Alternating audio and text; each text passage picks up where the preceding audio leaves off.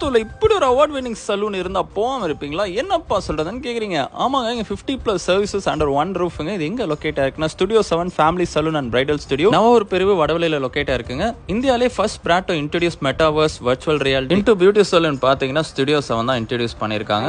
Facial concept என்னன்னா normal ஃபேஷியல்ஸோட இதுல என்ன ஒரு ஸ்பெஷல் அப்படின்னா நார்மல் ஃபேஷியல்ல ஃபர்ஸ்ட் லேயர் மட்டும் தான் இன்செக்ட் ஆகும்.